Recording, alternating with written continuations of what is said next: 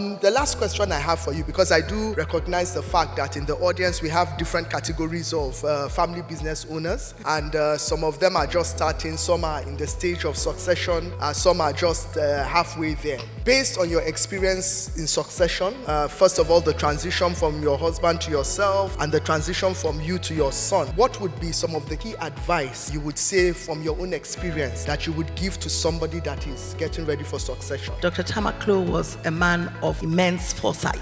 Earlier on when he started, he was already thinking of who was going to succeed him. And so he invited his nephew from Canada, who was a surgeon, to join him in the business. He came with his family and realized the theater equipment and whatnot was not up to what he already was used to. And so he wasn't too happy and he left. He invited two more nephews who were doctors. One of them even asked whether he would sell him some shares. Then he would join. And of course, that was a no-go area. He had just started. And so when he married me, I guess he probably decided that maybe my wife can take over.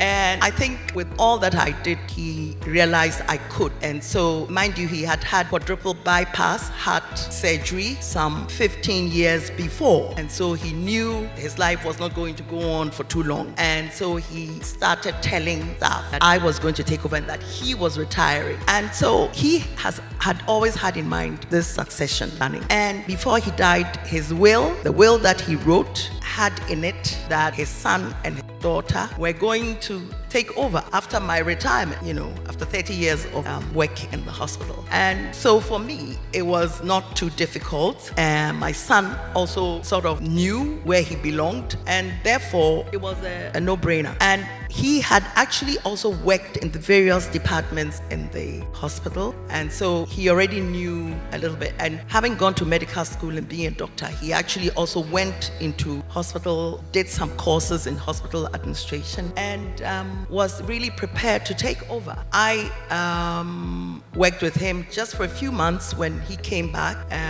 My daughter also had worked in the hospital for some 9 years, so the family was in there. My stepdaughter was also board director, and together I think it was a smooth transition. And from my son, well, that's the next gen, and we're waiting to see what happens. But the reason why there was smooth transition was because the founder himself was very up there with succession, someone to take over. Thank you very much.